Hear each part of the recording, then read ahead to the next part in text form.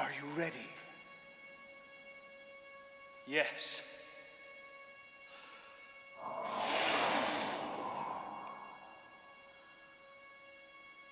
From the beginning! Let the music swell! Let the players delight! And let dreams come alive! Ominous lighting, please! Once upon a cold and stormy, wet and miserable winter's day, under inauspicious skies that were ghastly, gloomy, and gray.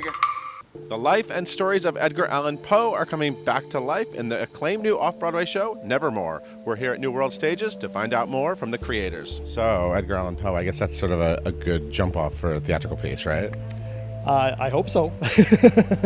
Yeah, I think it is. I mean, he had a very dramatic life. He wrote a lot of really amazing stories, and this piece is really designed to blur the lines between the poems and stories that he wrote and his own life. The point of the show is sort of to make him sort of cool and hip, which is what he was in his time, right? He's absolutely cool and hip. I mean, he was a heck of a ladies' man.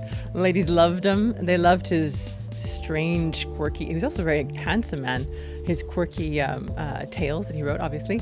And we, throughout this piece, sort of think of him as having all these nightmares and hauntings, and that those were inspired by people or events in his life, and then those all went into the stories that he created. When we were reading about him, we started sort of seeing him as a kind of rock star of his day. And we wanted to create that parallel with celebrity and rock stars today, I suppose, and to all really update him and give him a contemporary feel. You know, part of the challenge of this show is to make it scary on stage. Scary on stage is not easy. Scary in film, we are used to, and we get it. We get the, don't go in the room, don't go in the room. Something bad's going to happen. But on stage, we don't get that opportunity very often. So it's one of the joys of working on this show is it's scary, it's creepy. He was a creepy guy. He was a very edgy, provocative artist in his day, and had huge popular appeal, and so we really wanted to give audiences today that same experience of him. You've been working on the show for a while. Are you haunted? Are you haunted at all by this? Do you haunt you in the middle of the night, Edgar Allan Poe? Of course, absolutely. I mean, I think that's the success of it. It just does haunt you a little bit, and the stories are great. I mean, those stories never. One of the reasons we decided to do this was the stories never leave you. We try very hard with our work to, as soon as the lights go down, to draw you into a kind of dreamscape. So nothing that you'll see on stage will be anything like what you would see out on the streets.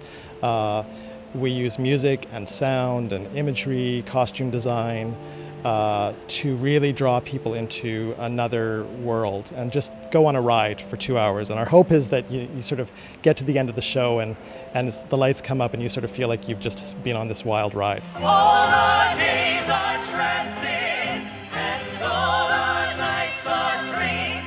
So we all play our little part on this tiny little stage where nothing's ever really as it seems.